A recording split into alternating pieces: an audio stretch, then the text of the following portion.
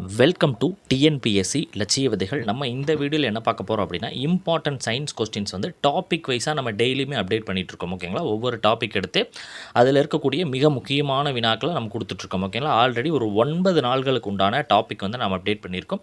இன்னும் யாரும் பார்க்கல அப்படின்னா டிஸ்கிரிப்ஷனில் பிளேலிஸ்ட் லிங்க் கொடுக்குறேன், போய் செக் பண்ணி பாருங்கள். ஓகேங்களா, ஸோ இன்றைக்கான டாபிக் என்னென்னா தனிமங்கள், சேர்மங்கள் மற்றும் கலவைகள். ஓகேங்களா, இதுவுமே ஒரு மிக முக்கியமான ஒரு டாபிக் தான். ஓகேங்களா, ஸோ வந்து மொத்தத்துக்கு 1000 கொஸ்டின்ஸ்லேருந்து ஒரு 1500 கொஸ்டின்ஸ் வரைக்குமே கொடுத்து சயின்ஸை தொடவே இல்லை அப்படின்றவங்க கூட ஒரு மினிமம் 5 கொஸ்டின்ஸ்லேருந்து மேக்ஸிமம் 8 கொஸ்டின்ஸ் வரைக்கும் அடிக்கிற அடிப்படையில் தான் நம்ம 6வதுலேருந்து 10வது வரைக்கும் இருக்கக்கூடிய சயின்ஸ் பகுதிகளை அனலைஸ் பண்ணி நம்ம எடுத்துகிட்ருக்கிறோம் கொஸ்டின்ஸ். ஓகேங்களா, ஸோ இன்றைக்கான கொஸ்டின்ஸ் நம்ம பார்க்கலாம். ஓகேங்களா, இது வரைக்கும் லைக் பண்ணாமல் இருந்தீங்க அப்படின்னா லைக் பண்ணிட்டு வீடியோ ஸ்டார்ட் பண்ணுங்கள், அது இன்னும் எங்களுக்கு மோட்டிவேட்டடாக இருக்கும். ஓகேங்களா, சரி ஃபஸ்ட் கொஸ்டின் பார்க்கலாம். பருப்பொருள்களை வந்து இயைபின் அடிப்படையில் எவ்வாறு பிரிக்கலாம், எத்தனை வகையாக பிரிக்கலாம் அப்படின்னா ஒரு 3 வகையாக பிரிக்கலாம். அதுதான் தனிமங்கள், சேர்மங்கள், கலவைகள். சரி ஓகே, அப்போ தனிமம் அப்படின்றது என்ன? தனிமம் அப்படின்றது வேதிவினை மூலம் பகுப்புக்கு உட்படாத பொருள். ஓகேங்களா, பகுப்புக்கு உட்படாத பொருளாக இருந்தால் அது தனிமம் அப்படின்னு சொல்கிறோம்.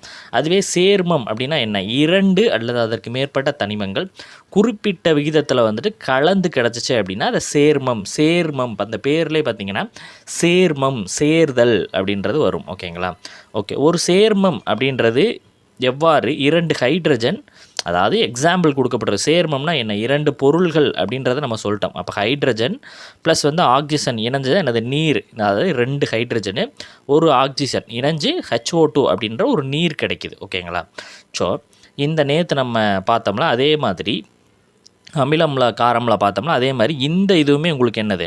ஒரு கொஸ்டின்ஸ் தொடர்ந்து கேட்டுக்கொண்டே இருப்பாங்க. ஓகேங்களா, ஸோ இந்த இதை பார்த்து வச்சுக்கோங்க. ஓகேங்களா, திண்மத்தில் திண்மம் என்பது நாணயம், உலோகக்கலவை எக்ஸாம்பிளாக சொல்லுவாங்க.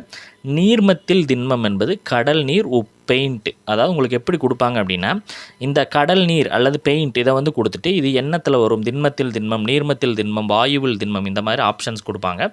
ஸோ நீங்கள் கொடுக்கணும். ஓகேங்களா, ஸோ அடுத்து வாயுவில் திண்மம் என்பதற்கான எக்ஸாம்பிள் புகை.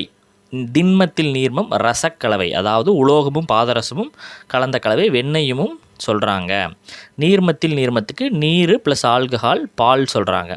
வாயுவில் நீர்மம் மேகம், மூடுபனி எக்ஸாம்பிள். திண்மத்தில் வாயு வாயுவால் எரி சொல்கிறாங்க. நீர்மத்தில் வாயு சோடாபானங்கள், சோப்பு நுரைய சொல்கிறாங்க. வாயுவில் காற்று, வாயுவில் வாயுனா காற்று தனியாக வந்து சொல்லப்படுகிறது. ஓகேங்களா, சரி ஓகே. பென்சிலில் உள்ள கிராஃபைட் அப்படின்றது எதனால் ஆனது? பென்சில் இருக்கும்ல, நம்ம எழுதக்கூடிய பென்சில் இருக்கக்கூடிய கிராஃபைட் எதனால் ஆனது? கார்பன் ப்ளஸ் களிமண் கலந்த கலவை. ஓகேங்களா, நீரில் ஹைட்ரஜன் மற்றும் ஆக்சிஜனுடைய நிறையினுடைய விகிதம் என்ன? 1:8. நீரில் ஹைட்ரஜன் மற்றும் ஆக்சிஜனுடைய தனிமத்தின் விகிதம் என்ன அப்படின்னா 2:1. அதாவது 2 ஹைட்ரஜன் 1 ஆக்சிஜன். நம்ம ஃபஸ்ட்டே பார்த்துட்டோம். காற்று எந்த வகையை சார்ந்தது? கலவை வகை. காற்றில் கலந்துள்ளது என்னென்னலாம் காற்றெல்லாம் கலந்துருக்குது? ஸோ இதையுமே கேட்டிருக்கிறாங்க. ஓகேங்களா, ஸோ பார்த்துங்க. நைட்ரஜன் 75.50% இருக்குது. ஆக்சிஜன் 23.20% இருக்குது. ஆர்கான் 1% இருக்குது. கார்பன் டை ஆக்சைடு CO2 0.046% காற்றில் இருக்குது. கலவை என்பது எத்தனை வகைப்படும்னா 2 வகைப்படும். ஒருபடித்தான கலவை, பலபடித்தான கலவை. ஓகேங்களா, ஸோ ஆஸ்பரின் அப்படின்றது என்ன அப்படின்னா தலைவலியை குணமாகக்கூடிய மருந்து. ஓகேங்களா, இதுவுமே கேட்டிருக்கிறாங்க ப்ரீவியஸ் இயர் கொஸ்டின்ஸில். ஆஸ்பரின் என்பது தலைவலியை குணமாக்கக்கூடிய ஒரு மருந்து. ஓகேங்களா, கலவையில் உள்ள பொருட்களை பருமனின் அளவு வேறுபட்டால் அதனை எந்த முறையில் பிரிக்கலாம் அப்படின்னா சலித்தல் முறை. அதே கலவையில் உள்ள பொருளுக்கு வந்து லேசாக இருந்துச்சு அப்படின்னா அது எந்த முறைலாம்? தூற்றுதல் முறை. ஓகேங்களா, டிஃப்ரென்ஸ் பார்த்து வச்சுங்க. ஓகே, 1 லிட்டர் கடல் நீரில் எவ்வளவு உப்பு கரைந்துள்ளது அப்படின்னா 35 கிராம். ஓகேங்களா, அதாவது சமச்சீர் தகவலின்படி 35 கிராமு, பிற தகவலின்படி 3.5%. 1 லிட்டரில் 35 கிராம் அப்படின்னு சொல்கிறாங்க. ஓகேங்களா, மழை வருவதற்கான காரணம் என்ன? ஆவியாகணும், ஆவி சுருங்கி மறுபடியும் வந்து நீர்மமாக வருது. ஓகேங்களா, கரைசல் அப்படின்னா என்ன? கரைபொருளையும் கரைப்பானும் சேர்ந்ததான் என்ன? கரைசல். எக்ஸாம்பிளுக்கு சர்க்கரையும் நீரும் சேர்ந்தால் சர்க்கரை கரைசல் என்பது நம்மளுக்கு கிடைக்கும். ஓகேங்களா, சரி ஓகே சார், கரைசல் என்பது எத்தனை வகைப்படும் அப்படின்னா ஒரு 3 வகைப்படும். உண்மை கரைசல், கூழ்மக் கரைசல், தொங்கல்கள். கரைசல்கள் 3 வகைப்படும். ஓகேங்களா, சரி உண்மை கரைசல்னால் என்ன சார் அப்படின்னா கரைபொருள் வந்து கரைப்பானில் நன்கு கரைந்துச்சு அப்படின்னா அது உண்மை கரைசல். உண்மை கரைசல்னால் நம்ம போடக்கூடிய கரைபொருள் இருக்குல்ல, இப்போ தண்ணியில் நீங்கள் உப்பை போட்டிங்க அப்படின்னா அது நீங்கள் கலந்ததுக்கப்புறம் பார்த்தீங்கன்னா உப்பு உங்கள் கண்ணுக்கு தெரியுமா அப்படின்னா தெரியாது. ஸோ இந்த மாதிரி நம்ம போடக்கூடிய கரைபொருள் என்பது நம்மளுக்கு தெரியலை, கலந்ததுக்கப்புறம் தெரியல அப்படின்னா அது உண்மை கரைசல் அப்படின்னு சொல்கிறோம். ஓகேங்களா. தொங்கல் அப்படின்னா என்ன? கரைப்பானில் கரையாமல் இருக்கும் சிறு துகள்களின் பலபடித்தான கலவை. இப்போ சுண்ணாம்பு நீர் கலவை எக்ஸாம்பிளாக சொல்கிறாங்க தொங்கல்களுக்கு. என்ன அப்படின்னா இந்த சுண்ணாம்பு நீர் பார்த்திங்க அப்படின்னா நம்ம கலக்கினதுக்கப்புறமே நம்ம போடக்கூடிய சுண்ணாம்பு என்பது நம்மளுக்கு ப்ராம்ப்டாக என்ன ஆகுது, வெளியே தெரியும். ஓகேங்களா. ஸோ அதற்காக டிண்டால் விளைவு என்பது எதனுடன் தொடர்புடையது அப்படின்னா கூழ்மம். டிண்டால் விளைவு என்பது எதனுடைய தொடர்புடையது? கூழ்மத்துடன் தொடர்புடையது. ஓகேங்களா. கரைதிறனை பாதிப்பவை எவை அப்படின்னா வெப்பநிலை, அழுத்தம், கரைப்பானின் தன்மை. வெப்பநிலை, அழுத்தம், கரைப்பானின் தன்மை. இந்தியாவினுடைய முதல் சிமெண்ட் தொழிற்சாலை எங்கு தொடங்கப்பட்டது அப்படின்னா போர்பந்தர், குஜராத். ஓகேங்களா. 1914 ஆண்டு. இந்த போர்பந்தர் ஊர் என்னது? காந்தி பிறந்த ஊர் தான் போர்பந்தர் என்பது உங்களுக்கு நன்றாக தெரியும். ஓகேங்களா. ஓகே. கண்ணாடியை முதலில் பயன்படுத்தியவர்கள் யார் அப்படின்னா மெசபடோமியர்கள். கண்ணாடியை முதலில் பயன்படுத்தியவர்கள் மெசபடோமியர்கள். மண்ணில் மக்கும் நெகிழிகள் என்பதை என்ன சொல்கிறோம்? உயிரி நெகிழி அப்படின்னு சொல்கிறோம். ஓகே. பஞ்சில் காணப்படக்கூடிய வேதிப்பொருள் என்ன? செல்லுலோஸ். பஞ்சில் காணப்படக்கூடிய வேதிப்பொருள் செல்லுலோஸ். எக்ஸாம்பிளாக உங்களுக்கு கேட்டிருக்காங்க ஆல்ரெடி. ஓகேங்களா. கண்ணாடி என்பது எதனால் ஆனது அப்படின்னா சிலிக்கா, மணல், கால்சியம் கார்பனேட், சுண்ணாம்புக்கள், சோடியம் கார்பனேட். இதுதான் இந்த இதை வச்சு தான் கண்ணாடி செய்கிறாங்க. கண்ணாடியை மெதுவாகவும் சீராகவும் குளிர் வைக்கக்கூடிய முறையினுடைய பெயர் என்ன?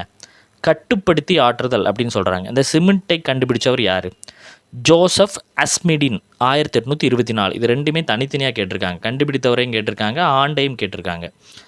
ஜோசப் அஸ்மிடின் கண்டுபிடித்த சிமெண்ட்டினுடைய பெயர் என்ன? போர்லாண்ட் சிமெண்ட்.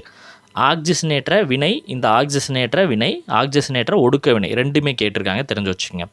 ஆக்சிஜனேற்ற வினை என்பது அந்த ஆக்சிஜனை வந்து சேர்த்தல் அல்லது ஒரு ஹைட்ரஜனை வந்து நீக்கணும் அப்படின்னா ஒரு பொருள் கூட ஆக்சிஜனை வந்து ஆட் பண்ணணும் அல்லது ஹைட்ரஜனை எலிமினேட் பண்ணணும் அப்படின்னா அது ஆக்சிஜனேற்ற வினை.